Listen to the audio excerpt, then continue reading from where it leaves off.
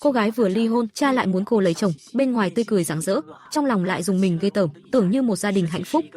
Thực ra người nào cũng biến thái hơn người kia, ăn cơm phải ngồi trên đùi anh cả, trước mặt cả nhà, lúc thì vuốt ve, lúc thì xoa đầu, còn người cha bề ngoài lo cho con gái, lại dùng cô như công cụ củng cố thế lực.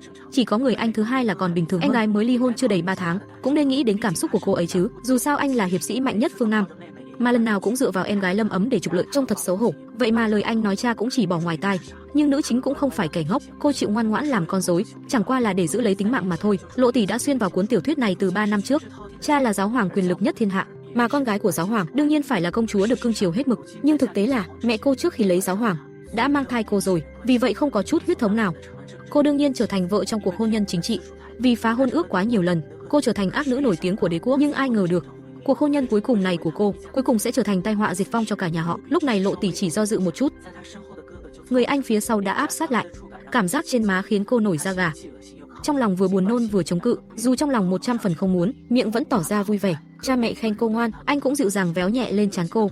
Lộ Tỷ ghê tởm đến mức nôn ra thức ăn vừa nuốt, tất cả mọi thứ đều giống vô cùng với kiếp trước của cô.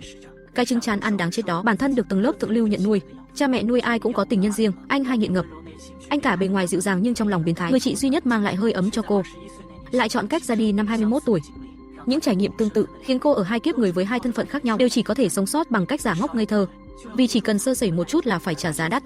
Còn đối tượng hôn nhân lần này của cô được gọi là thiên chi kiêu tử của nước láng giềng, không chỉ là cháu trai được nhà vua yêu quý nhất, còn là hiệp sĩ danh tiếng lừng lẫy phương Bắc và lại rất đẹp trai. Nhưng người đàn ông rất đẹp trai này lại nổi tiếng là Kim Ngọc Kỳ Nam, hoàn toàn không động lòng trước sắc đẹp phụ nữ duy nhất có thể tiếp cận anh ta. Ngoài em gái ruột của anh, chỉ còn một người bạn từ thuở nhỏ. Sở dĩ anh ta đồng ý cuộc hôn nhân lần này chỉ là vì em gái anh, không phải cho anh hai của cô. Còn Lộ Tỷ nguyên bản cũng xứng đáng với danh tiếng đó. Sau khi sang vài năm, cô đích thân đầu độc em gái của Y Tư Khải, còn cô và gia tộc của cô cuối cùng đều chết dưới tay Y Tư Khải. Lộ Tỷ ngồi bên cửa sổ, suy nghĩ xem phải làm thế nào. Chỉ cần cô không đầu độc em gái chồng, mà lại gây dựng mối quan hệ tốt với Y Tư Khải, liệu có phải sẽ có một kết cục khác không? Lúc này anh trai bước vào với vẻ quan tâm, không biết còn tưởng anh là người tốt. Nếu không hài lòng với cuộc hôn nhân này có thể nói với anh. Lộ Tỷ trợn mắt. Cô nói được không? Nói ra chắc bị đánh cho một trận. Nhưng bề mặt vẫn phải diễn.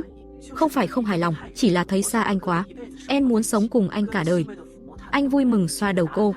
Câu trả lời này anh rất hài lòng. Lộ Tỷ cố nén cơn buồn nôn trong lòng, cô vắt ra 2 giọt nước mắt. Anh trai nhìn cô dịu dàng, cứ coi như đi du lịch vậy, chỉ cần chịu đựng nửa năm thôi, dù sao thằng đó cũng sẽ không đụng đến em, anh cũng sẽ thường xuyên qua thăm em. Lộ Tỷ mới nở nụ cười. Anh thật sự sẽ thường xuyên đến thăm em chứ? Đằng sau nụ cười đó, trong lòng cô đang điên cuồng cầu nguyện, xin anh đừng có đến. Cô chỉ lo nghĩ cách sống sót, đã đủ mệt rồi. Rất nhanh đến ngày cô xuất giá, váy cưới trắng tinh, khuôn mặt xinh đẹp. Lộ Tỷ bề mặt ra vẻ vạn phần không nỡ, vắt nước mắt chia tay cha. Đứa con ngốc, chúng ta đâu phải chia ly mãi mãi. Tuy rất muốn để anh trai đi cùng em, nhưng tình hình không cho phép. Bên dưới vẻ tiếc nuối của Lộ Tỷ, trong lòng lại vô cùng tỉnh táo, biết rõ mối quan hệ giữa cô và anh trai đã bị đồn thổi bao nhiêu tin đồn bên ngoài, mà còn để anh đi theo thì chẳng khác nào đổ dầu vào lửa. Sau khi diễn xong màn cha hiền con thảo với cha, cô quay người hướng về người anh hai vẫn đang phản đối đến lúc này. Dù anh ấy kiêu ngạo và bốc đồng, nhưng ít nhất trong gia đình này, anh là người duy nhất chưa từng làm hại cô. Cô thật sự sẽ nhớ anh. Chia tay người anh hai, tay anh cả đặt lên mặt cô.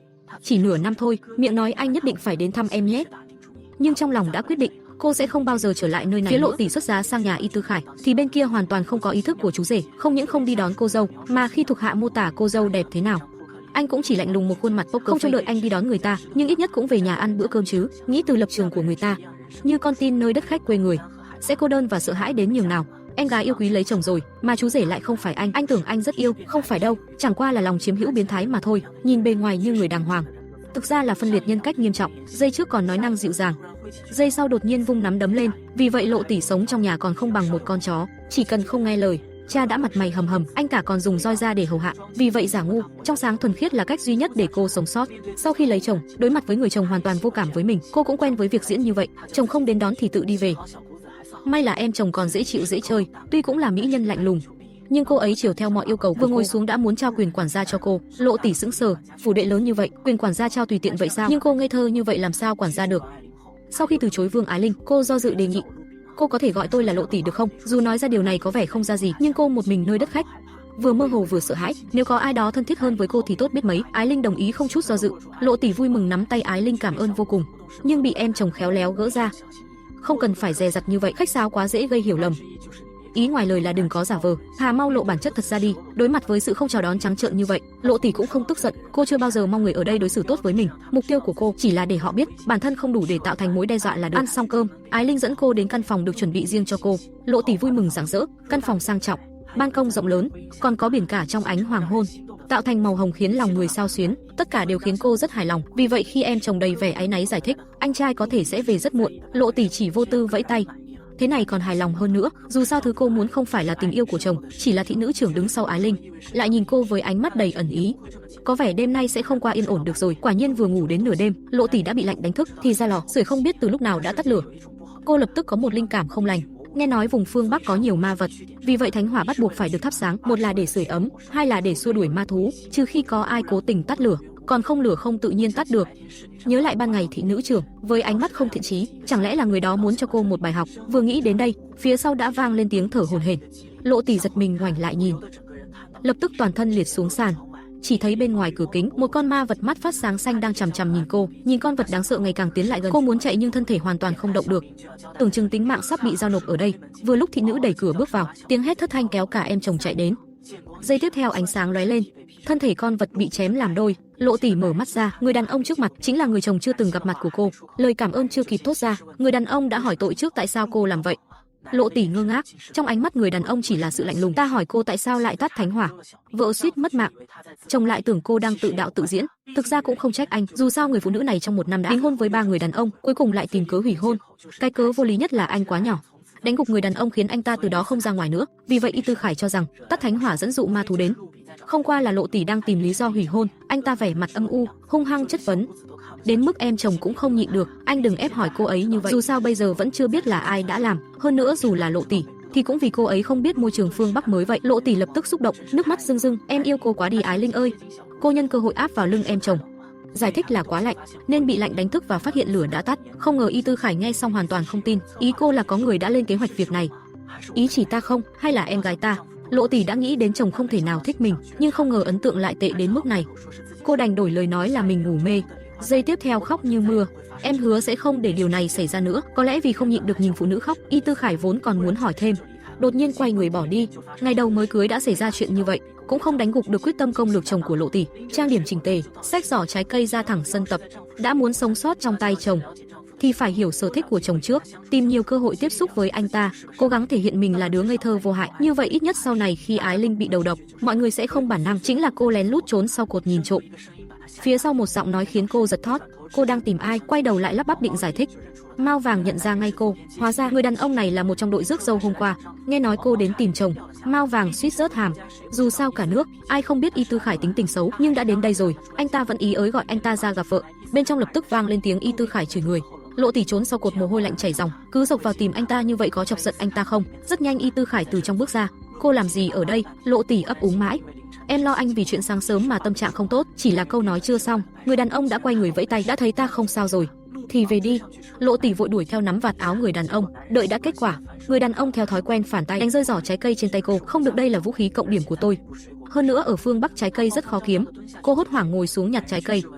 Người đàn ông lại chất vấn cô đang làm gì vậy. Cái giọng tức giận đó như thể người sai là cô vậy. Lộ Tỷ nén giận nói xin lỗi, nhưng người đàn ông lại nhìn xuống cô từ trên cao. Tại sao cô nhặt đồ dưới đất lên? Vậy thì anh xuống nhặt đi. Dù tức giận, để giữ hình tượng, Lộ Tỷ lập tức khóc lên xin lỗi. Em đã làm anh không vui rồi, em chỉ muốn đến giải tỏa hiểu lầm. Hiểu lầm gì? Cô nói hiểu lầm em đang bắt đầu tìm cớ hủy hôn. Em biết anh ghét em là điều đương nhiên, nhưng người đàn ông chỉ cười lạnh một tiếng, thực ra phủ nhận việc anh ghét cô. Đây là bất ngờ không nhỏ với Lộ Tỷ. Có vẻ khóc có tác dụng, kế hoạch tác chiến thành công. Tiếp theo cô mắt sáng long lanh hỏi anh không lừa em chứ? Không ngờ lần này nhận lại chỉ là im lặng. Tệ rồi, hình như mạnh tay quá rồi. Sau một lúc lâu, Y Tư Khải thở dài một cái, thực ra ngồi xuống nhặt trái cây dưới đất. Sau này đừng mang mấy thứ vô dụng này nữa, mau viết thư cho giáo hoàng, xin người cho cô về nhà đi. Vậy ra so với ghét cô, anh ta giống như đang đề phòng cô. Những màn diễn vụng về của cô hoàn toàn không có giá trị trước mặt anh ta. Đã vậy thì cô chơi lớn hơn một chút. Lộ Tỷ hét to về phía người đàn ông đang đi xa. Nhưng em không muốn làm vậy, vì em thích anh. Để giữ tính mạng, cô vội vàng tỏ tình với chồng. Dù người đàn ông nghe xong ánh mắt dữ tợn, cô cũng không lùi bước một chút nào, vì người cứu em khỏi nguy hiểm như hôm qua, anh là người đầu tiên, vì vậy em không cứu vãn. Đã yêu anh rồi. Kết quả câu nói chưa xong, người đàn ông đã bước đi xa, chỉ để lại đám khán giả ăn dưa điên cuồng cổ vũ cho cô. Với kết quả như vậy, Lộ Tỷ không ngạc nhiên, dù sao thái độ của chồng đã tốt hơn tưởng tượng rất nhiều rồi. Vì vậy sau vài ngày yên phận, Lộ Tỷ ăn mặc lộng lẫy tham dự yến hội tổ chức ở cung điện. Mấy ngày không thấy Y Tư Khải, chỉ nghe nói thánh kỵ sĩ mùa hè đặc biệt bận rộn, có vẻ chỉ còn mình cô một mình tham dự yến hội. Không ngờ vừa xuống lầu đã gặp em chồng. Ồ, sao cô lại quên được nữ thần rực rỡ như vậy chứ? May mà cô về đây, không thì cô em chồng xinh đẹp đáng yêu như vậy suýt phải cho người anh hai ngốc nghếch của cô. Sau khi chào hỏi Ái Linh, cô đã gặp bạn thân từ thuở nhỏ của chồng là Du Lệ Á. Khác với sự lạnh lùng của em chồng, Du Lệ vừa gặp Lộ Tỷ đã tỏ ra rất thân thiện, lúc chào hỏi còn tinh nghịch nháy mắt. Tính cách dễ thương như vậy, bảo sao trong ngôi nhà này, đến cả người hầu cũng rất thích cô ấy. Lộ Tỷ cũng nở nụ cười, rất vui được làm quen với cô. Du Lệ kéo Ái Linh ra nói phóng đại, phu nhân dễ thương như vậy sao cô không nói sớm? Loạt thao tác này, ai nhìn vào cũng thấy cô gái này thật khác biệt. Nếu không phải sau đó cô có ánh mắt ý nghĩa không rõ, tác giả ta suýt cũng bị mê hoặc. Ba người cùng đến cung điện, Ái Linh và Du Lệ rất nhanh hòa nhập vào đám đông, chuyện trò vui vẻ. Lộ Tỷ như người ngoài cuộc, môi trường xa lạ mà quen thuộc, khiến cô nhớ đến cảnh tham dự yến hội ở La Mã Na. Những người muốn kéo quan hệ với cha và anh trai luôn tìm đủ mọi cách tâng bốc cô. Dù sao trong mắt người ngoài, cô thực sự là đối tượng được vạn người ngưỡng mộ, nhưng ai biết được sau lưng cô sống những ngày tháng bi thảm đến nhường nào. Đang hồi tưởng thì có người tiến lại gần. Ngoài việc hỏi thăm gọi Hoàng đại nhân, còn có nhiều hơn là sự tò mò phu nhân của Y Tư Khải. Đúng lúc Lộ Tỷ không biết ứng phó thế nào, Ái Linh đứng sang bên cạnh cô, miệng lầm bầm mấy người này thật phiền Lộ Tỷ. Cô hoàn toàn sốc, đây có thực là lời nữ thần của cô nói không? Đột nhiên Du Lệ hướng về phía cửa lớn chào hỏi, chồng cô đến rồi. Đối mặt với lời chào của Lộ Tỷ, Y Tư Khải chỉ lạnh lùng liếc nhìn một cái, lập tức quay đi, để lại người vợ đứng giữa gió ngượng ngùng. Du Lệ bên cạnh bất bình thay cô, phu nhân chúng ta đến tìm lý lẽ với anh ta đi. Lộ Tỷ nắm chặt nắm đấm, dù sao chuyện Y Tư Khải lạnh nhạt với cô đã là chuyện ai cũng biết, vì vậy dù cô làm gì tiếp theo cũng không thể tệ hơn tình hình bây giờ được nữa. Cô bước thẳng đến gần chồng, trong ánh mắt kinh ngạc của tất cả mọi người nở một nụ cười rạng rỡ như nắng. Thật vui khi gặp lại anh, hôm nay anh cũng rất đẹp trai. Lộ Tỷ trong lòng rõ ràng, đám khán giả ăn dưa thích nhìn gì nhất? Xem cô gây sự, xem cô tức giận, xem cô so đo với Y Tư Khải. Nhưng hình tượng của cô là ngây thơ vô hại, sao lại làm vậy được? Nhìn vẻ mặt bực bội của chồng, cô giả vờ không biết từ nay em sẽ không làm phiền anh nữa, từ nay về sau em chỉ lén nhìn anh thôi. Lộ Tỷ muốn xây dựng hình tượng người yêu si tình, không ngờ nhận thức hai người lại khác nhau. Người đàn ông vốn không phản ứng gì với lời cô, lúc này lại mạnh mẽ đặt tay lên vai cô. Lén lút để làm gì? Cô muốn chết à? Lộ Tỷ điên cuồng lắc đầu. Cô có vô tình kích hoạt cơ chế chết nào không? Tại sao phản ứng của Y Tư Khải lại lớn vậy? Ủy khuất nước mắt lại suýt rơi xuống. Mao vàng bên cạnh giải thích cho cô, vì sống ở phương Bắc rất nguy hiểm, vì vậy là thánh kỵ sĩ của họ, để truy giấu ma khí trên người ma vật, phải luôn nâng kiếm khí và thần thánh lực lên đỉnh cao, nếu người thường tiếp cận họ sẽ bị vạ lây. Hóa ra vậy. Lộ Tỷ ngượng ngùng cúi đầu. Cô là người phương Nam chính gốc, thật sự không biết mà. Lúc này Ái Linh bước ra phá vỡ tình huống ngượng ngùng. Thành phố có biến động lẽ ra phải báo với em trước. Du Lệ cũng tinh nghịch nháy mắt phàn nàn, nhà có bao nhiêu mỹ nhân đợi anh, không biết biết ơn à? Nhưng Y Tư Khải lại bỏ ngoài tai lời họ, vẫn âm u nhìn chằm chằm vào Lộ Tỷ, vẻ như anh muốn nói gì đó với Lộ Tỷ. Nhưng đúng lúc đó hoàng đế giá lâm, mọi người đành đồng loạt hành lễ với hoàng đế. Nhìn Y Tư Khải cũng cúi chào hoàng đế, cô hình như đã hiểu ra tính tình xấu của chồng, có vẻ không chỉ dành riêng cho mình cô. Trong lòng không khỏi thêm vài phần an ủi. Người đàn ông yêu thích kết hôn rồi, nhưng cô dâu lại không phải anh ta. Sau khi khóc suốt một ngày một đêm, anh ta giả vờ bình thường tham dự yến hội trước mặt vợ người ta, muốn thể hiện mối quan hệ của anh ta với người đàn ông ngọt ngào. Còn nói người đàn ông giờ ngay cả lời mình cũng không nghe nữa. Em chồng không nhịn được vặc lại, anh trai cô chưa bao giờ nghe lời ai, giả vờ còn lười làm. Người phụ nữ bị vạch trần vội chuyển chủ đề, hỏi Lộ Tỷ có thích cưỡi ngựa không. Lộ Tỷ vui vẻ nói tuy cưỡi không giỏi nhưng cũng khá thích. Có thể là đang nói dối, vì kiếp trước cô bị bắt buộc học tất cả các môn thể thao quý tộc đủ cả, nhưng không môn nào để lại cho cô ký ức tốt đẹp, tưởng chỉ là chuyện phiếm. Nào ngờ có khán giả ăn dưa thích chọc ngoáy, kỹ thuật cưỡi ngựa của hai tiểu thư đều tinh thông, đều do Y Tư Khải cầm tay chỉ dạy. Phu nhân có muốn để chồng dạy cho không? Chủ đề này có vẻ rất hợp tình hợp lý nhỉ. Đó là chuyện hồi nhỏ rồi. Trong tranh ngoài ý, có vẻ như đang ngầm bật mí với Lộ Tỷ một điều. Mối quan hệ của cô với chồng cô thân thiết đến đâu? Nhìn hai người hát đôi với nhau, Lộ Tỷ còn có gì không hiểu nữa, chắc là muốn xem cô và Du Lệ đấu trực tiếp. Nhưng cô không quan tâm chút nào, dù sao cô chỉ là đứa ngây thơ vô hại, cười ngờ nghệch. Cảm ơn sự quan tâm của cô, nhưng em không thể vì chuyện nhỏ như vậy mà chiếm dụng thời gian của một người bận rộn như anh ấy. Câu trả lời hoàn toàn không có tính tấn công này lập tức dập tắt ý muốn xem drama của các bà. Chủ đề lập tức xoay sang cuộc thi đấu thuyền 3 năm một lần, đến đó anh cả nhất định sẽ nhân danh ủy ban mà đến. Bề ngoài là đến làm giám khảo, thực ra là đến xem cô có phản bội không. Thật bực bội, một người chồng đã đủ mệt rồi. Bực bội rồi không tránh khỏi uống thêm vài ly, định ra ngoài hóng gió. Không ngờ ở hành lang lại bị một người đàn ông va vào. Người đàn ông cười nụ tự giới thiệu, hóa ra anh chàng tóc xoăn này là em trai của Du Lệ. Là La Lan miệng xin lỗi, nhưng ánh mắt lạnh đến khiến người ta rùng mình. Sự thù địch ùa đến, Lộ Tỷ suýt ngạt thở. Chuyện gì vậy? Cô chưa từng gặp anh ta bao giờ mà, nhưng đối phương không ra tay trước, cô cũng chỉ có thể giả không biết. Chủ đề chưa nói được mấy câu, người đàn ông đã nói không dám tin gặp được người thật, vì danh tiếng con gái giáo hoàng ai cũng biết, và không lâu trước có một bài hát đang thịnh hành, hát chính tên phu nhân. Thật sao? Điều này khiến cô hơi bất ngờ thú vị, dù sao cô không có chuyện gì nổi bật đáng nói, vì vậy La Lan hắng giọng rồi bắt đầu hát. Đại ý lời bài hát là cô tiên La Mã Na tìm không được chàng trai vừa lòng, lại để mắt đến người anh không cùng huyết thống. Lộ Tỷ đã đoán trước đối phương không có thiện ý, vì vậy lúc này cô vẫn mặt không đổi sắc lắng nghe. Không ngờ bài hát mới được nửa, La Lan đã bị một bàn tay túm lấy tai. Mày điên rồi à? Dám phóng túng trước mặt phu nhân, mau xin lỗi đi, bằng không ta xé tan cái miệng mày. Thấy người đàn ông miễn cưỡng xin lỗi, Lộ Tỷ ngượng ngùng xin tình cho anh ta. Dù sao lời xin lỗi không thật lòng như vậy, cô cũng không muốn nghe. Tay mao vàng vừa buông ra, La Lan lập tức biến nhanh hơn cả chuột. Thằng nhóc đó anh vội xin lỗi Lộ Tỷ. Thằng nhóc đó não trạng không bình thường, mong phu nhân đừng để tâm. Lộ Tỷ vô tư vẫy tay. Không phải lần đầu cô nghe tin đồn như vậy mà, chỉ là cô vẫn rất ủy khuất. Tội nghiệp rơi nước mắt. Xin lỗi, em chỉ lo chồng em sẽ tin vào tin đồn kiểu đó. Mao vàng cuống quýt chân tay rối loạn. Thằng đó sẽ không quan tâm đến những tin đồn này đâu. Hơn nữa nhìn chuyện vừa rồi, anh ấy không ghét phu nhân đâu, chỉ là lần đầu gặp tình huống như vậy chưa có kinh nghiệm. Nói xong còn tiếp thêm năng lượng cho Lộ Tỷ. Phu nhân cứ yên tâm thích anh ấy đi, nói đúng hơn là được phu nhân thích, là vinh dự tối cao của thằng đó. Dù những lời này không phải lời an ủi gì ghê gớm, nhưng nếu Y Tư Khải thật sự như anh ta nói, thì cô lại có thêm vài phần hy vọng công lược chồng. Tiếp tục dạo trong công viên, Lộ Tỷ vẫn rất bực bội. Tại sao em trai Du Lệ lại có thủ oán lớn với cô? Chẳng lẽ là vì Du Lệ? Chưa kịp nghĩ rõ, phía sau thò ra một cái đầu nhỏ, hóa ra là công chúa Á Lợi An, con của Vương phi. Cô bé mềm mại dễ thương nhưng nhút nhát đặc biệt. Chỉ vì mẹ cô xuất thân là nô lệ phương Đông, tuy quốc vương rất yêu quý cô, nhưng công chúa với ngoại hình đặc trưng rõ ràng, không thể có được địa vị như các công chúa khác. Trong tầng lớp thượng lưu cố chấp về huyết thống, cô mãi mãi chỉ là kẻ dị thường. Điều này khiến Lộ Tỷ có hoàn cảnh tương tự, không tự chủ được mà sinh lòng thương cảm cô bé. Lúc này cô bé vẫn còn phòng bị cô rất nhiều. Lộ Tỷ chỉ về phía xa để bước đi, nhưng cô bé lại nói với cô, nếu muốn thực hiện tình yêu thì phải cùng hai người đứng ở đó. Hóa ra vị trí Lộ Tỷ đang đứng là ao sen trong cung điện, tương truyền có tinh linh có thể thực hiện tình yêu. Ha ha, thật dễ thương, đúng là trẻ con. Hai người lớn nhỏ kéo gần khoảng cách như vậy. Nếu để em vuốt tóc chị, em sẽ tặng những bông hoa này cho phu nhân. Bầu không khí vốn vui vẻ bị giọng nói của Y Tư Khải làm hồn vía kinh hoàng. Vương nữ điện hạ đang tìm công chúa khắp nơi, lạnh một khuôn mặt poker. Không chỉ Lộ Tỷ bị dọa, Á Lợi An còn trốn sau lưng cô run rẩy. Vụt một cái, nhét bó hoa trong tay vào tay Lộ Tỷ, rồi đầu không ngoảnh lại mà chạy. Y Tư Khải thở dài, các cô đúng là như nhau không nghe lời. Lộ Tỷ tưởng anh đến tìm cô bé, không ngờ người đàn ông nhìn thẳng vào cô ta đang tìm cô. Sau đó người đàn ông bước thẳng lại gần cô. Lộ Tỷ hoảng hốt, anh chắc không phải muốn tính sổ chuyện lúc nãy chứ? Cắn răng nhắm mắt lại. Chỉ cần anh tha mạng cho em sẽ tùy anh xử lý. Nhưng người đàn ông lại hỏi cô đang làm gì vậy? Chẳng lẽ công chúa La Mã Na là được người ta đánh lớn à, hay là đang chờ ta hôn cô? Lộ Tỷ cười xòa, nếu nói là chờ đợi, chắc cô bị đánh chết thật mất. Đành phải nói thật, vì lúc nãy anh hình như tức giận, vậy cô tưởng ta sẽ đánh cô còn nói thích ta. Thấy vẻ mặt người đàn ông lại trở nên âm u, Lộ Tỷ vội giải thích, vì anh là người đầu tiên cứu em khỏi nguy hiểm. Câu chuyện sắp không nói được nữa, may mà đồng nghiệp của Y Tư Khải gọi anh ta đi. Lộ Tỷ vừa thở phào, không ngờ người đàn ông quay lại dặn dò, cô đợi ta một lúc, đây là lần đầu tiên có chuyện như vậy, anh còn có chuyện muốn nói với cô sao? Cô ngồi trên cầu thưởng thức bông hoa trong tay, bông cúc cùng tên với cô, ngôn ngữ hoa là hạnh phúc mãi mãi, thật mỉa mai. Đang tự trào, mặt nước đột nhiên dâng lên một lực lượng kéo cô xuống hồ. Trong khoảnh khắc rơi xuống hồ, cô tưởng mình sắp chết. Nói lý ra đáng phải sợ, nhưng lại bất ngờ không cảm thấy một chút sợ hãi nào. Kết thúc như vậy cũng không tệ.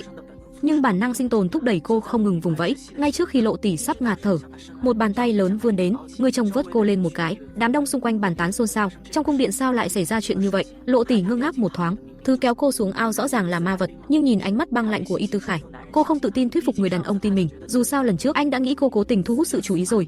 Chết thì chết, cô lao thẳng vào lòng chồng. Em sợ quá. Cảm ơn anh đã cứu em lần nữa. Lần này cô ra tay trước, không cho chồng có cơ hội phát tác. Quả nhiên lần này người đàn ông không bùng phát, còn đưa cô về phòng. Ngâm trong bồn tắm, Lộ Tỷ không tránh khỏi chìm vào suy nghĩ. Theo lý mà nói đây là trung tâm thành phố, sẽ không xuất hiện ma vật, nhưng từ khi cô đến liên tiếp xảy ra 2 lần bị tập kích. Cứ tiếp diễn như vậy, cô có bị xem là ma nữ mà xử lý đi không? Đúng là họa vô đơn chí. Không ngờ lần rơi xuống nước này kéo theo chứng cũ của cô, không chỉ dạ dày nóng rát, mà toàn thân còn đau như kim châm. Từ khi đầu thai vào cái thân này, triệu chứng kỳ lạ này mỗi năm phát tác 2 lần. Lúc đầu cha còn tìm bác sĩ cho cô, nhưng khi tất cả bác sĩ đều không tìm ra bệnh, cha đã cho rằng cô đang giả vờ để trốn tránh hôn nhân. Cái ánh mắt nuốt người hồi đó, mỗi lần Lộ Tỷ nhớ lại đều sợ hãi. Từ đó về sau cô chọn cách chịu đựng, dù sao kiên trì vài ngày triệu chứng sẽ biến mất. Vì vậy lần này cô vẫn chọn không gọi bác sĩ, không thể để chồng lại nghĩ cô đang chơi trò. Chỉ là hôm đó chồng muốn cô chờ, rốt cuộc anh ta muốn nói gì nhỉ? Cơ hội hiếm có nhất định phải nắm lấy. Lén đến sân tập, phát hiện các kỵ sĩ thực ra đang uống rượu hành vi lén lút như vậy của cô sẽ bị người ta gọi là kẻ theo dõi. Nhìn dáng điệu hống hách của chồng, vậy cô làm thế nào để tiếp cận anh ta đây? Anh ấy nói ai? Một giọng đàn ông từ trên trời xuống, suýt dọa cô chết. Nhưng người này trông có vẻ quen quen, anh ta không phải người lúc đó đến tìm Y Tư Khải kia sao? Tiểu trợ lý liên tục xin lỗi, vì nhìn phu nhân hình như đang trốn gì đó, nên tò mò cũng lén trốn theo. Thấy người đàn ông hoàn toàn không có ác ý với mình, Lộ Tỷ cũng không khỏi hạ bớt cảnh giác, trông giống một chú cún ngoan hiền thật. Hai người ngồi xổm nói chuyện phiếm. Còn nhắc đến người trợ lý hình như đã hát một bài hát bất kính về Y Tư Khải, nên bị cách chức. Lộ Tỷ suýt tưởng anh ta là đồng bọn của La Lan, nhưng phu nhân tại sao lại trốn ở đây? Đó là em đến tìm anh ấy, Lộ tỷ nói ấp úng. Tiểu trợ lý lập tức hiểu ngay, Y Tư Khải thật ra là kiểu xa thì thơm gần thì hôi. Cái hình dung này suýt khiến Lộ tỷ phun cười, nhưng Y Tư Khải với phu nhân đã rất dịu dàng rồi, phải không nào? Dịu dàng từ này có thể dùng cho anh ta. Chẳng lẽ bị thượng cấp đánh thiếu mất một dây thần kinh à? Hai người đang trò chuyện vui vẻ, Y Tư Khải lạnh lùng xuất hiện phía sau họ. Lần sau hai người cứ nằm xuống đất mà nói chuyện. Hai đứa bị dọa mất hồn. Vừa mặt dày khen Y Tư Khải nói rất có lý. Lúc này Mao Vàng cũng nghe tiếng tuần tra đến, tiểu trợ lý vội tìm lý do chuồn nhanh. Nhân lúc Mao Vàng còn đau, Lộ tỷ lại cảm ơn chồng đã cứu mình đêm qua, nhưng người đàn ông lạnh lùng nói, cứu cô chỉ là vì nên cứu. Thấy Lộ tỷ nghe xong thất vọng cúi đầu. Mao Vàng vội mời cô cùng ăn trưa với họ, tưởng đây là cơ hội kéo gần khoảng cách với Y Tư Khải. Không ngờ cô lại chảy máu mũi giữa chốn đông người. Trước mặt chồng, cô đột nhiên chảy máu mũi, cảnh huống xấu hổ chết đi được này khiến cô suýt ngất. Ngay lúc Lộ tỷ còn đang băn khoăn có thanh lịch không, người chồng vốn không ưa cô lại đỡ cô vững chắc. Cô nóng thế này, Lộ tỷ không dám tin, triệu chứng mà cả bác sĩ không tìm ra, chồng lại biết được thế nào? Nghe nói cô kéo thân thể như vậy mà một mình ra ngoài. Y Tư Khải nổi giận tại sao không gọi bác sĩ.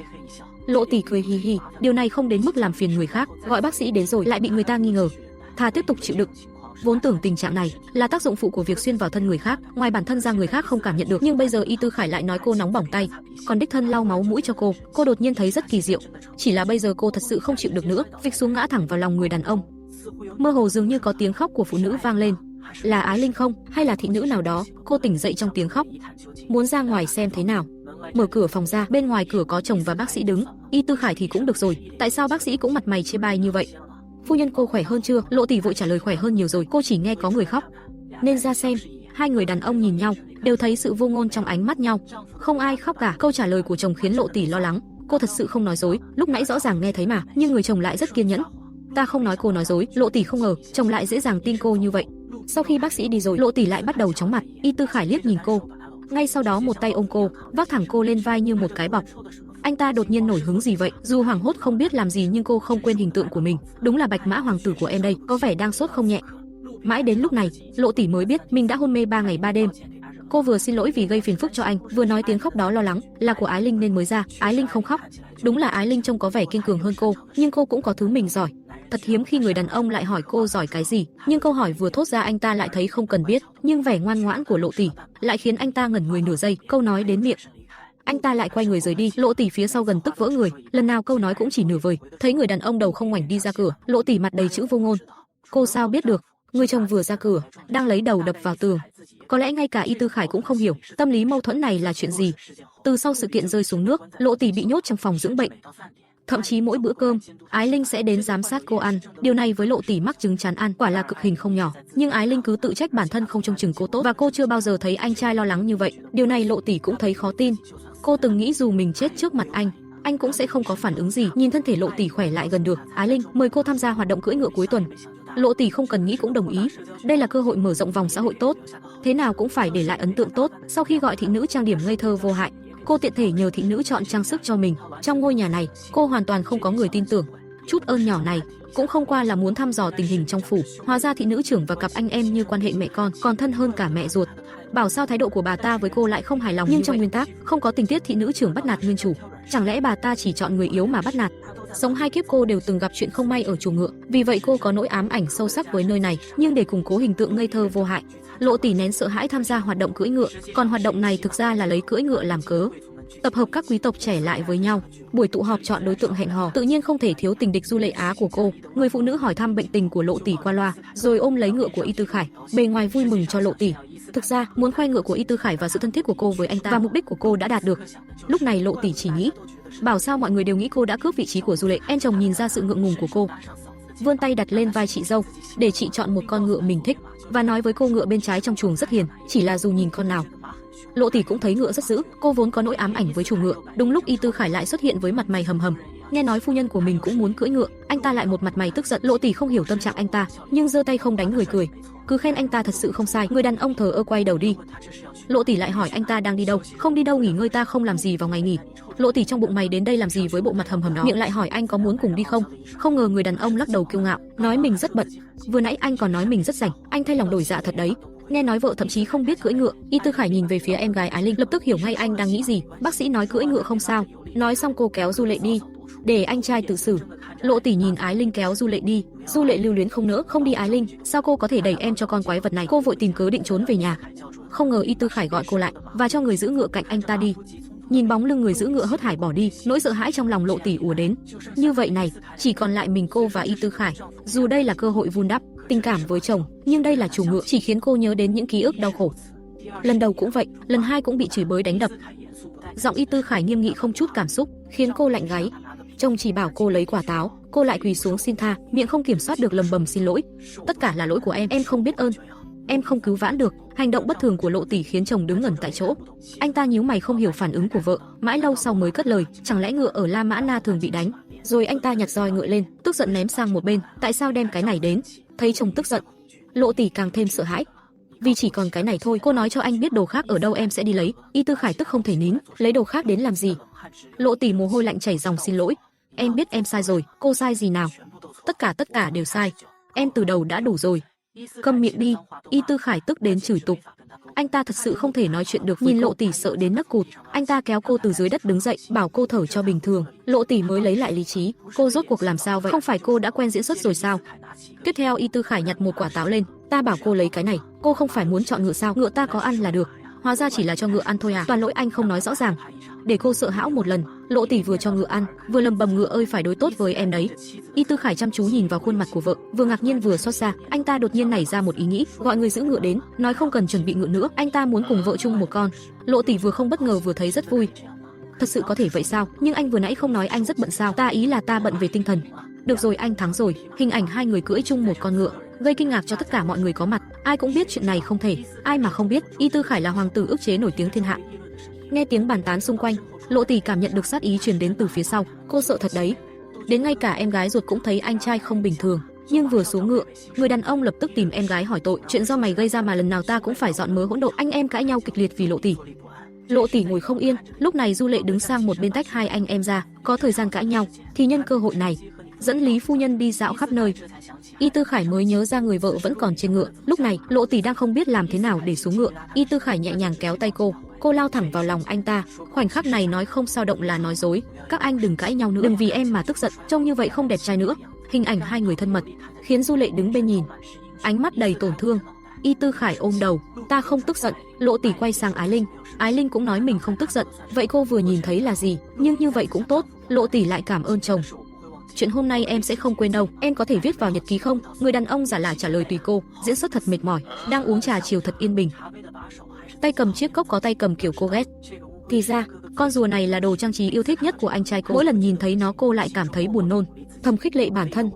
Em làm được. Bên này chưa thở phào, bên kia lại có người mượn danh nghĩa thăm hỏi mà chế nhạo cô không biết. Em nghe tin cô ngất đi lo lắng biết bao, nghe nói cô còn chảy máu mũi. Lộ Tỷ cười khẩy, cảm ơn sự quan tâm của cô. Lần trước em thấy phu nhân không ăn bao nhiêu là chú trọng quản lý vóc dáng, hay đồ ăn ở đây không hợp khẩu vị cô. Lộ Tỷ cười xòa, nghĩ bụng chúng ta mới gặp nhau 2 lần thôi mà, miệng lại nói bản thân vốn rất kén ăn. Người phụ nữ vẫn cố chấp, ở phương Bắc phải chú ý sức khỏe đấy, dù sao đừng tùy tiện làm phiền người khác. Ý ban đầu của cô ta có lẽ là chế nhạo Lộ Tỷ chỉ biết gây phiền phức, không ngờ đối phương lại vui vẻ tiếp nhận, còn cảm động nói cô ấy quan tâm vậy, có thể làm bạn không? Ô được chứ. Đúng là đấm vào bông thật. Lúc này Ái Linh vẫn im lặng từ nãy, đẩy cho cô một miếng bánh. Nhìn khí trường này, có vẻ vẫn còn tức chuyện lúc nãy. Cô khuyên cô đừng buồn nữa. Anh em cảm tình tốt như vậy sao đột nhiên lại cãi nhau? Cảm tình tốt là cô với anh trai cô chứ? Du Lệ ngẫm nghĩ, em trai mình đôi khi cũng khiến người ta đau đầu thật. So với em trai cô còn muốn có anh trai hơn. Rồi hỏi Lộ Tỷ quan hệ với các anh trai có tốt không? Lộ Tỷ tùy miệng nói khá tốt, xác định đây không phải đang thăm dò cô chứ. Cô nói mình thích nơi đây quá, đã không có thời gian nghĩ đến mấy người anh nữa. Không ngờ vừa nhắc đến anh trai, mấy người phụ nữ cùng uống trà đỏ mặt hết. Còn hỏi Lộ Tỷ anh trai cô bao giờ đến, Lộ Tỷ suýt quên mất, người anh biến thái của cô nhân khí rất cao. Nghĩ đến việc anh trai đến phương Bắc, cô phải cùng lúc chiều chuộng 2 tên không coi ai ra gì, cô liền hoa mắt chóng mặt. Bên cạnh người đàn ông ngoài em gái ruột, chỉ có một người phụ nữ. Mọi người đều nghĩ Du Lệ sẽ là người đàn ông kết thúc cuối cùng của Y Tuệ, mà người đàn ông lại kết hôn, còn với người vợ mới cưới, thể hiện phản ứng khác hơn thường ngày. Hình ảnh hai người cưỡi chung một con ngựa đâm sâu vào mắt Du Lệ. Vì vậy khi Lộ Tỷ bị người khác xa lánh, cô ta lại mời Lộ Tỷ đi cưỡi ngựa, còn an ủi người kia kỳ thị không phải người xấu, chẳng qua là trước đây đã theo đuổi Y Tư Khải bị từ chối nên mới ghen tức với cô. Lộ Tỷ vẫy tay trắng nói mình hiểu, dù sao chồng mình quá đẹp trai, chiêu phong dẫn điệp cũng bình thường, phu nhân cô thật rộng lượng. Em cứ tưởng công chúa La Mã Na phải là người rất nhỏ nhen, đúng là nếu là Lộ Tỷ trong nguyên tắc nhất định sẽ làm loạn to, nhưng sau khi thân lâm kỳ cảnh, Lộ Tỷ lại càng thêm thông cảm cho cô ta, ai ở vị trí đó cũng sẽ vậy thôi. Trong lúc Lộ Tỷ suy nghĩ, con ngựa họ đang cưỡi đã đi vào rừng. Du Lệ đột nhiên đề xuất thi đua cùng Lộ Tỷ, chạy thẳng theo hướng đó, có thể đến chân núi. ai đến trước người đó thắng. Lộ Tỷ nghĩ đây là cơ hội tốt để kết thân với Du Lệ. Cô hăng hái chấp nhận thách thức, còn Rộng Lượng nhường Du Lệ xuất phát trước, dù sao cô ấy quá quen đường ở đây. Lộ Tỷ mất cảnh giác hoàn toàn, phóng ngựa tự do. Cô đã lâu lắm rồi không thư giãn như vậy, những ngày không cần nhìn sắc mặt ai, thật sự quá sảng khoái. Khó được như vậy, cô muốn phát huy thực lực một lần, quay đầu gọi tên Du Lệ, lại phát hiện phía sau không bóng người đang thắc mắc. Đột nhiên bóng đen ảo tới tấn công cô, cuốn lấy tay chân cô, cảm giác như muốn nuốt chửng cô. Trong khoảnh khắc đó, Lộ Tỷ bị kéo xuống ngựa, toàn thân mất đi cảm giác. Đến khi Lộ Tỷ tỉnh dậy, trời đã tối đen. Cô phát hiện mình đang nằm giữa đống cỏ, chưa kịp nhìn rõ môi trường xung quanh, phía sau bụi cây vang lên tiếng sột soạt. Quay đầu nhìn, một đôi mắt phát sáng xanh, thân hình mập mạp con quái vật tai dài xuất hiện trước mắt cô. Gấu mèo không, hay là thỏ? Nhìn cô sắp bị dọa ngốc rồi, con quái vật vô danh lại há to miệng đầy răng, bên trong toàn là xương trắng đầy ắp. Lộ Tỷ bịt miệng, cô muốn chạy nhưng chân không động được, cuối cùng không nhịn được hét thét lên. Không ngờ con quái vật đó vỗ hai tay, từng bước tiến lại gần cô, miệng lầm bầm bóng bóng bóng bóng. Lộ Tỷ sắp bị dọa chết. Thôi xong rồi, cô đã cố gắng bấy nhiêu không muốn chết dưới tay chồng, kết quả lại bị ma vật ăn thịt sao? Nhưng con quái vật lại đột nhiên ôm cô mà chạy đến tìm một tảng đá lớn mới dừng lại, bịt miệng Lộ Tỷ sắp hét to. Trong bóng tối vang lên tiếng rú kỳ lạ, nhờ ánh trăng, Lộ Tỷ muốn thò đầu ra xem thế nào, bị bóng bóng ấn xuống. Nỗi sợ hãi lập tức ùa đến toàn thân, cảnh tượng trước mắt lại khiến Lộ Tỷ bịt chặt miệng. Dưới ánh trăng, một kỵ sĩ không đầu ôm lấy đầu mình, cưỡi ngựa tiến gần về phía họ, người và ngựa tỏa ra ma khí kỳ quái, có vẻ theo hướng âm thanh mà đến. Lộ Tỷ không dám thở mạnh. So với con gấu mèo bên cạnh, khí tức tỏa ra từ con nấm này thật sự quá đáng sợ. Mãi lâu con nấm mới quay người đi, Lộ Tỷ mới thở phào. Quay đầu lại thấy gấu mèo đang bới móc gì đó, bóng đen quen thuộc đó lại ùa đến. Cô mới cảm thấy vết thương trên đầu đau nhói, chỉ nghe một cái bốp, gấu mèo vỗ một miếng lá lên đầu cô. Lộ Tỷ mới nhận ra gấu mèo đang cứu cô và có thể nghe hiểu cô nói. Vậy cậu có nghe được người nói không? Bóng bóng lắc đầu lia lịa. Có vẻ chỉ nghe hiểu mình cô nói thôi. Vậy cậu có thể giúp tôi lần nữa không? Tôi muốn về nhà nhưng tìm không ra đường ra. Bóng bóng nghe xong mặt đầy vẻ thất vọng, nhưng vẫn vẫy tay bảo Lộ Tỷ trèo lên lưng, sẽ cõng cô ra ngoài. Lộ Tỷ nắm chặt đôi tai to của nó, cảm giác thật mềm mại, thật dễ chịu. Thấy cô đã nằm vào, bóng bóng một cái bật nhảy, nhanh chóng chạy về phía ngoài rừng. Phía bên kia, các thánh kỵ sĩ đang tìm kiếm Lộ Tỷ khắp nơi. Thấy cô không sao, mọi người mới đều thở phào, gọi to cho Y Tư Khải, chúng ta đã tìm thấy phu nhân rồi. Nhưng người chồng của cô, sau khi thấy cô đầy thương tích, lại âm u vẻ mặt, có vẻ như phu nhân thật sự một ngày không gây chuyện là toàn thân khó chịu. Vợ mất tích rồi, anh ta lo đến mức dẫn người tìm khắp núi, nhưng nhìn thấy vợ thê thảm như vậy, anh ta lại không nhịn được quát mắng cô. Ta nói rồi, đừng dùng cách này để thu hút sự chú ý của ta. Lộ Tỷ sợ không dám ngẩng đầu, ngay cả giọng xin lỗi cũng run rẩy, nhưng em cũng không có cách nào mà. Nghe xong Y Tư Khải nhíu mày, một cái công chúa bế ngang người, thôi chị thương trước đã, chuyện khác nói sau. Trên đường về, Lộ Tỷ liếc nhìn vào khuôn mặt của người đàn ông, tuy không biết anh ta đang nghĩ gì, nhưng vòng tay của anh ta lại ấm áp khiến cô yên lòng. Cô bị kinh sợ suốt một ngày, từ từ nhắm mắt lại. Đến khi Lộ Tỷ tỉnh dậy lần nữa, đã trở về giường của mình rồi. Người chồng đứng ngay bên cạnh giường nói đi. Rốt cuộc là chuyện gì? Lộ Tỷ hơi bất ngờ, lần này anh ta thật sự muốn nghe cô giải thích, vì vậy cô đầu đuôi xuôi ngược, kể lại kinh qua thi đua với Du Lệ, và sau đó bị bóng đen cuốn mất đi ý thức, nhưng cô cuối cùng vẫn giấu chuyện bóng bóng. Nhưng nghe xong lời giải thích của cô, sắc mặt Y Tư Khải lại càng tệ hơn. Du Lệ nói là cô tự mình cứ nằng nặc chạy vào rừng sâu, cô ấy đã nói rất nguy hiểm rồi, cô không chịu nghe lời khuyên. Lộ Tỷ kinh ngạc mở to mắt. Cô không hiểu Du Lệ tại sao nói dối, là sợ chịu trách nhiệm, hay vốn là muốn giết cô, nhưng lúc đó cô ấy rõ ràng rất thân thiện, sao đột nhiên lại thay đổi? Chưa kịp cô giải thích, giọng dứt khoát của người đàn ông từ đỉnh đầu vang xuống, cô về đi, không có điều kiện gì, ta thả cô đi. Lộ Tỷ tim thắt lại một cái, tuy cô biết hôn nhân của cô và anh ta chắc chắn sẽ không có kết, nhưng tuyệt đối không thể là lúc này. Vốn là người anh biến thái của cô đang tìm cơ hội thích hợp để mang cô về, chỉ là nếu cô thật sự bỏ đi như vậy thì ai sẽ ngăn cản cái chết của Ái Linh? Hơn nữa ngay cả vì bản thân mình, cô cũng không thể quay về. Lộ Tỷ muốn ngắt lời chuyện dài dòng của người đàn ông, ngay sau đó phịch một tiếng quỳ xuống đất, xin anh, em không thể về, tất cả là lỗi của em hứa sẽ không tái phạm nữa, xin anh đừng đuổi em đi, em sẵn sàng chịu bất kỳ hình phạt nào. Cảnh tượng này giống như chuyện xảy ra trong chuồng ngựa trước đây. Trong đầu Y Tư Khải liên tục chuyển giữa Du Lệ và hình ảnh anh ta xin lỗi. Anh ta do dự, cắn răng mạnh mẽ nắm lấy vai Lộ Tỷ. Ta thật sự rất ghét cô, ta sắp bị cô làm phiền chết rồi, cô thà đưa ra bộ mặt hống hách kiêu ngạo của công chúa đi. Người đàn ông gào thét khản giọng, thực ra là đang che giấu sự hoảng loạn trong lòng. Tại sao anh ta lại bận tâm đến sự sống chết của cô? Mỗi ngày bị cảm xúc như vậy dày vò, anh ta cảm thấy mình sắp điên mất. Lúc này Lộ Tỷ hiểu ra, Y Tư Khải đang lựa chọn giữa lời cô và lời cô bạn nhỏ, có vẻ tin lời cô hơn.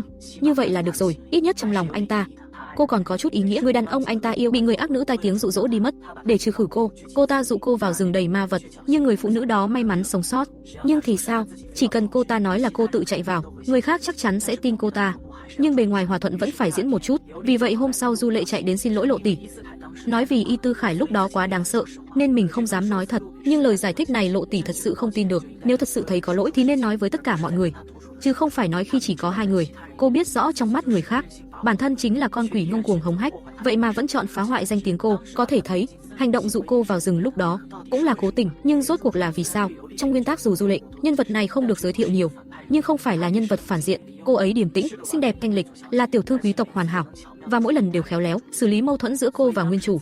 Vì vậy lúc đó mới hoàn toàn không có đề phòng mà tin tưởng cô ấy. Chẳng lẽ là vì quan hệ xuyên việt của mình làm thay đổi thái độ của Y Tư Khải, người vốn không đáng kể nay ngày càng trở nên quan trọng, mới dẫn đến việc cô ấy muốn trừ khử mình, vốn nghĩ không đi theo nguyên tắc là có thể yên ổn. Cô nghĩ đơn giản quá rồi, vì vậy Lộ Tỷ không vạch trần cô ta, cười hì hì nói không sao, bản thân hiếm khi ngắm được cảnh đẹp ở đây, còn phải cảm ơn cô ấy nữa. Cô rõ ràng biết bản thân không có tư cách trở thành đối thủ của cô ta, dù có lý lẽ với cô ta cũng sẽ không ai đứng về phía cô. Từ hôm đó, Lộ Tỷ lại bắt đầu dưỡng bệnh. Giống như trước đây, Ái Linh giám sát ăn 3 bữa mỗi ngày, chỉ là cô gần đây bận với tiệc sinh nhật anh trai, nên nhiệm vụ chăm sóc Lộ Tỷ rơi vào tay thị nữ trưởng. Nghĩ đến thái độ bề mặt vâng lời nhưng sau lưng chống đối của các thị nữ, Lộ Tỷ phiền não. Còn phiền hơn là cô không biết nên tặng quà gì cho chồng. Nghĩ mãi quyết định tự tay thêu khăn tay cho anh. Thị nữ trưởng đột nhiên xuất hiện bên giường cô, không ngờ phu nhân còn biết thêu thùa, định tặng cho công tử điện hạ làm quà phải không? Nghe Lộ Tỷ đang phiền não không biết thêu hình gì, thị nữ trưởng có gợi ý tốt cô có thể thêu cây liễu, còn nói công tử hồi nhỏ thường trèo lên cây liễu chơi. Chỉ là cây đó giờ không còn nữa, vì vậy vẫn thường cảm thấy tiếc. Lộ Tỷ vui vẻ tiếp nhận gợi ý của bà ta. Đợi thị nữ trưởng đi rồi, Lộ Tỷ bắt đầu suy nghĩ, tiếc cái đầu gì đó. Tuy chi tiết cụ thể cô không nhớ, nhưng có một hình ảnh rất rõ ràng, đó là mẹ của Y Tư Khải, chính là tự vẫn trên cây liễu. Thị nữ trưởng rõ ràng là muốn dùng đường vòng để hại cô. Có vẻ hôm đó người tắt thánh hỏa trong phòng cô chính là bà ta. Rất nhanh đến ngày yến hội, Lộ Tỷ đã thêu xong một bông hướng dương, còn viết một bức thư kiểm điểm, vốn muốn tìm cơ hội tự tay trao vào tay chồng, nhưng trứng cũ lại đúng lúc này mà trở. Cô lắc chuông gọi thị nữ muốn lấy thuốc giảm đau, không ngờ người đến lại là thị nữ trưởng, còn mang đến cho cô tin xấu. Thiếu gia nói phu nhân không cần thiết phải tham dự yến hội, phu nhân cơ thể không khỏe, cũng đúng lúc nghỉ ngơi dưỡng sức. Nếu phu nhân có thứ gì cần chuyển giao, tôi có thể chuyển giúp. Người vợ thức 3 ngày 3 đêm, thêu xong chiếc khăn tay làm quà cho chồng, không ngờ lại bị nói đúng ngày tiệc sinh nhật rằng cô không cần tham dự. Lộ Tỷ không quá tin lời thị nữ trưởng, nhưng cô không dám cược, dù sao chồng trước đó đã nói cho cô về nước mình, khăn tay tuyệt đối không thể giao cho thị nữ trưởng. Lộ Tỷ suy đi nghĩ lại, quyết định vẫn trao quà cho chồng rồi đi. Uống thuốc giảm đau, Lộ Tỷ lại nhét cho thị nữ đã từng hối lộ một viên bảo thạch. Em chỉ ra ngoài tản bộ thôi, nhờ cô rồi đó. Thay lễ phục, Lộ Tỷ cam kết với 3 người sẽ về ngay, mới xách đồ ra thành công. Ai ngờ được, đường đường là nữ chủ nhân của công tước phủ lại phải đông trốn tây tránh chỉ để trao quà sinh nhật cho chồng. Nhưng ông trời như muốn cố tình trêu ngươi cô. Đột nhiên trời đổ mưa lớn, lần này không chỉ người bị dội ướt lạnh toát, ngay cả món quà trong tay cũng bị ướt. Hối hả chạy đến sảnh yến hội, sảnh đèn sáng rực, bên trong vang ra tiếng cười vui vẻ. Chỉ cách một bức tường, nhìn vào lại như hai thế giới khác nhau. Lộ Tỷ cầm chặt món quà chuẩn bị công phu, đang suy nghĩ làm thế nào đưa vào tay Y Tư Khải. Bên trong đã vang ra giọng chồng, cảm giác chuẩn bị cũng không có gì vất vả lắm. Y Tư Khải đang nhận xét món quà Du Lệ tặng, lời nói tuy có phần vô tình, nhưng mấy người nói chuyện đều với thái độ của người thân quen, còn cô thì là người ngoài xa lạ. Lộ Tỷ lặng lẽ đóng cửa lại, thôi về đi, ở đây cô vốn là người không được hoan nghênh. Hơn nữa giờ quà đã hỏng rồi, so với quà của người khác, thứ như vậy làm sao lấy ra được. Cái lạnh từ đáy lòng khiến cô không tránh khỏi hắt hơi. Mưa đã tạnh, nhưng cô lại không tìm được đường về, đang nhìn quanh, sơ ý lại va phải người. Đau quá mặc kệ là ai, Lộ Tỷ bây giờ chỉ muốn một mình yên tĩnh. Cô vừa muốn giả vờ không biết mà trốn, đối phương lại gọi cô lại phu nhân. Cô có chỗ nào không khỏe không? Vừa nghe giọng nói này, Lộ Tỷ đã biết đối phương là ai rồi, thì cô mắng thẳng vào mặt em. Cô vẫn còn tự biết mình, so với nghe người ta chế nhạo, cô còn phải cùng cười giả vờ không để tâm. Lần này cô bỏ mặc luôn lời nói của anh ta. Lời nói của cô khiến La Lan hoàn toàn không kịp phản ứng. Trong lúc người đàn ông ngơ ngác, Lộ Tỷ ủy khuất rơi nước mắt. Chẳng lẽ là vì đến kỳ không? Cô không ngờ lại khóc không tranh được. Không ngờ vừa quay người, cảnh tượng trước mắt khiến cô giật thót. 3 người đàn ông đang nhìn cô với vẻ mặt kỳ lạ. Lộ Tỷ mặt đỏ bừng. Nếu chồng tức giận vì cô tự ý chạy ra ngoài thì sao? Nhưng ít nhất cô không muốn mất mặt trước em trai tình địch. Vì vậy cô quay người định chạy thoát, không ngờ lại dẫm lên váy mình, ngã thẳng mặt xuống đất. Xấu hổ quá đi. Y Tư Khải tiến lên ôm cô. Ta phải nói gì với cô đây? Lộ Tỷ hốt hoảng xin lỗi. Xin lỗi, cô không nên tự ý ra khỏi phòng. Cô chỉ muốn trao xong quà là về ngay. Y Tư Khải ngạc nhiên, cô đang nói gì vậy? Em biết anh nói em không cần tham dự yến hội, nhưng em vẫn muốn trao quà cho anh. Nói gì vậy? Ai nói vậy? Sau một lúc im lặng, Lộ Tỷ nhận ra mình đã bị thị nữ trưởng lừa. Chồng không hề có ý không muốn gặp cô. Lập tức cô vui lên. Vậy em có thể trao quà cho anh không? Cô vui mừng, ít nhất giờ còn chưa muộn. Nhưng Y Tư Khải lúc này lại đầy vẻ xót xa. Cô rốt cuộc lời đến miệng rồi anh ta lại nín lại. Đột nhiên phía sau vang lên tiếng quát, mày nhóc có phải lại đang sau lưng quậy phá không? Ta đã cảnh cáo mày rồi, dám hát bài đó lần nữa mày chết đó. Lộ Tỷ bịt miệng cười thầm. Dù không nằm trong kế hoạch, nhưng để La Lan bị mắng cô cảm thấy thỏa hơn rất nhiều. Không ngờ lúc này Y Tư Khải quay lại hỏi một câu bài hát nào, mấy người lập tức đứng hình. Đặc biệt là Lộ Tỷ, cô không muốn để người đàn ông nghe bài hát đó, lo lắng hắt hơi một cái. Sự chú ý của Y Tư Khải lập tức chuyển sang cô. Cô có ổn không? Nói xong bế Lộ Tỷ vào sảnh yến hội. Cô mà bước vào với bộ dạng thê thảm như vậy thật sự được không? Vợ bị bắt nạt, Người đàn ông xót xa, nhưng sự xót xa đó dường như thoáng qua rất nhanh. Giây tiếp theo, anh ta lạnh lùng dẫn vợ vào sảnh yến hội, dặn em gái thay quần áo cho cô, rồi vội vã bỏ đi. Lộ Tỷ bắt đầu nghĩ lung tung, chẳng lẽ Y Tư Khải muốn tuyên bố ly hôn với cô tại tiệc sinh nhật? Đúng lúc cô đang nghĩ ngợi lung tung, công chúa nhỏ Á Lợi An tìm được cô, cùng đến còn có em gái của kỵ sĩ Mao Vàng. Sự ngây thơ lãng mạn của các bé gái khiến Lộ Tỷ tạm thời quên đi phiền não. Vì vậy khi Y Tư Khải tìm đến, nhìn thấy cảnh vợ đang cười tươi như hoa, vui đùa với hai cô bé nhỏ, người đàn ông đột nhiên vươn tay về phía vợ, kéo cô đứng dậy. Lộ Tỷ có một thoáng mất thần, chồng sao đột nhiên tốt với cô vậy? Chẳng lẽ vì lý do sinh nhật? Vì vậy cô nhân cơ hội trao món quà chuẩn bị công phu, dù bị mưa làm ướt rồi, trông có vẻ không đẹp lắm, nhưng đây là em thức đêm thêu ra, mong anh sẽ thích. Chúc mừng sinh nhật anh, cảm ơn anh đã đến thế giới này. Y Tư Khải ngẩn người nhìn chiếc khăn, mãi vẫn không tiếp. Đúng lúc Lộ Tỷ cảm thấy tay sắp mỏi rồi, anh ta mới vươn tay đón lấy, cùng với chiếc khăn còn có một bức thư. Lộ Tỷ giải thích đây là thư kiểm điểm, cô cảm thấy nếu nói là thư, người đàn ông sẽ vứt đi thẳng. Y Tư Khải nắm chặt đồ trong tay, trên mặt lại lộ ra vẻ xót xa đó. Cô có ngốc không? Lòng anh ta dường như lại bị thứ gì đó chạm đến. Và sau tiệc sinh nhật, Lộ Tỷ gặp bố chồng, chúc mừng hai người lần đầu gặp mặt, nhưng không khó thấy quan hệ cha con không tốt. Bằng không cũng sẽ không bỏ lỡ tiệc sinh nhật con trai. Hai người chưa nói mấy câu, công tước đã đi thẳng vào vấn đề hỏi họ có đến thần điện chưa. Lộ Tỷ giật mình, hóa ra quý tộc phương Bắc lấy vợ mới, sau khi thực hiện lễ vợ chồng sẽ đến thần điện lập lời thề, tượng trưng họ đã trở thành vợ chồng thật sự. Câu hỏi này thực ra là hỏi họ có quan hệ vợ chồng thật sự chưa. Ái Linh bên cạnh không nỡ nhìn Lộ Tỷ bị khó xử, là ngày cưới anh trai hoàn toàn không xuất hiện, không ngờ công tước lại nổi giận đùng đùng. Đám cưới xong bao lâu rồi, tại sao vẫn chưa thực hiện nghĩa vụ? Dựa vào quá khứ hủy hôn của Lộ Tỷ, công tước dường như khẳng định chắc chắn cũng có nguyên nhân từ Lộ Tỷ. Còn lý do lớn nhất mà ông ta ra sức thúc đẩy cuộc hôn nhân này, lý do lớn nhất chính là để thay đổi chủ nghĩa ức chế của con trai. Đến khi đó dù cuộc hôn nhân này không dài lâu, con trai cũng có thể chấp nhận kết hôn với người phụ nữ khác. Dụng ý của công tước Lộ Tỷ chẳng lẽ không hiểu? Cô còn muốn sớm chiếm lĩnh anh ta hơn ông ta nữa, vì trong sự thống trị tư tưởng của giáo hoàng, đế quốc không cho phép ly hôn. Chỉ cần cô và Y Tư Khải thực sự hóa thực vợ chồng, thì muốn anh trai cô đưa cô về sẽ phải trả một cái giá rất lớn. Vì vậy hàng loạt kế hoạch do việc hủy hôn gây ra đều sẽ bị trì hoãn, ngay cả kế hoạch ám sát Aileen cũng chưa chắc thực hiện được. Quan trọng hơn là bản thân cô cũng không cần quay về nơi đáng sợ đó nữa, chỉ nghĩ thôi cũng thấy vui rồi. Nhưng cô nên nói chuyện này với chồng thế nào đây? Cặp vợ chồng trẻ kết hôn đã 800 năm mà hai bên đến nắm tay còn chưa từng, nhưng vừa lúc chồng trở về lại muốn họ thực hiện nghĩa vụ vợ chồng. Điều này khiến Ruby vô cùng khó xử. Dù sao trong đế quốc ai mà không biết Isk là người nổi tiếng thanh tâm quả dục. Trong lúc nghĩ vậy, cô mang trái cây đến sân huấn luyện. Đột nhiên có tiếng gọi cắt ngang suy nghĩ của cô, hóa ra là cậu trợ lý nhỏ từng trò chuyện với cô trước đó. Sau vài câu chào hỏi, cậu trai chỉ cho cô vị trí của Isk. Người chồng đang vung kiếm giữa đám đông, dù mặt đầy mồ hôi cũng không thể che giấu vẻ đẹp trai xuất sắc ấy, khiến Ruby không nhịn được mà hét lên với anh. Đẹp trai quá đi mất. Tiếng reo hò làm gián đoạn buổi huấn luyện của người đàn ông. Isk quay đầu nhìn bằng ánh mắt tử thần, lập tức dọa bọn họ run lẩy bẩy. Người bị tiếng reo hò thu hút còn có tên tóc vàng, hắn đấm bốp bốp mấy cái lên người trợ lý nhỏ. Thằng nhóc này lại lười biếng nữa à? Sau khi tóc vàng kéo người đi, phía sau Ruby vang lên giọng của Isk. Ôn chết đi được. Dù người đàn ông đầy vẻ mất kiên nhẫn, nhưng hiếm khi lại ngồi xuống cạnh vợ, cầm một quả táo lên cắn. Ruby nhớ lần đầu cô mang trái cây tới, anh đâu có thái độ tốt thế này. Nhìn mồ hôi trên mặt chồng không ngừng chảy xuống cổ, cô ma xui quỷ khiến muốn đưa tay lau giúp anh. Anh ngờ chồng nhạy cảm quay đầu lại hỏi cô làm gì. Em muốn lau mồ hôi cho anh, bẩn chết đi được nhưng em vừa rửa tay mà. Isk muốn nói anh không phải chê tay em bẩn, nhưng lời đến bên miệng, anh lại cúi đầu chửi thầm một câu chết tiệt. Ruby nhìn tính khí thất thường của chồng, đột nhiên cảm thấy thật khó quá. Cô vốn nghĩ sau tiệc sinh nhật, quan hệ của họ sẽ tiến thêm một bước, nhưng anh vẫn khó tiếp cận như vậy. Anh hẳn biết cha đã trở về rồi chứ? Isk không để tâm mà đáp một tiếng. Thì có ý gì chứ? Cô chỉ có thể từ từ dẫn dắt, nhưng cha đại nhân hơi tức giận. Isk mất kiên nhẫn ném hộp trái cây trong tay đi.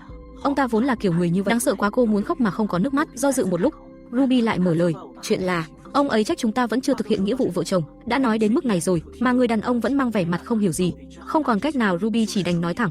Ý là lần này Isk cuối cùng cũng hiểu, nhưng anh lại bảo không cần để ý. Chồng à, anh nói vậy. Ruby cạn lời luôn rồi. Đương nhiên anh có thể không để ý, dù sao đó cũng là cha anh, nhưng cô thì không được. Điều cô phải đối mặt là lựa chọn sinh tử. Vì vậy Ruby lần nữa bày tỏ lòng mình. Cô thật sự không muốn về nhà. Em thích anh, chỉ cần có thể ở bên anh là em đã mãn nguyện rồi. Sau này nếu anh gặp được người thật sự muốn kết hôn, em sẽ chủ động rời đi. Isk liếc cô một cái đầy sâu xa. Xem ra em thật sự rất không muốn về nhà nhỉ. Nhưng nếu thật sự đi đến bước đó, thì cuộc hôn nhân của họ sẽ không còn đường quay lại. Nếu em cảm thấy mình sẽ đổi ý, bây giờ nói vẫn còn kịp. Ruby nhìn thẳng vào mắt người đàn ông. Em tuyệt đối sẽ không đổi ý đâu. Đã nói đến mức này, người đàn ông cuối cùng cũng gật đầu được thôi. Tối nay gặp nhé. Nhưng nói thì nói vậy, đến lúc thật sự phải đối mặt, Ruby lại căng thẳng vô cùng. Cô vừa lo anh tới, lại càng lo anh không tới. Ông trời xin hãy phù hộ con, cho con thuận lợi vượt qua tối nay, để chồng con đừng lạnh lùng vô tình như vậy nữa. Ngay lúc cô co ro trên giường cầu nguyện, Isk bước vào. Em là người đưa ra yêu cầu mà lại tự ngủ trước sao? Đầu óc Ruby có một khoảnh khắc trống rỗng, nhìn biểu cảm của cô, X không chắc chắn nên hỏi lại lần nữa. Em thật sự nghĩ kỹ rồi chứ? Chỉ cần được ở bên anh, thế nào em cũng được. Dù nói là vậy, nhưng khi nhìn thấy cơ bụng 6 múi của chồng, Ruby vẫn đỏ mặt đến tận cổ. Tiếp theo, bạn nghĩ sẽ là cảnh mà mọi người thích xem sao? Không phải đâu lúc ôm lấy vợ.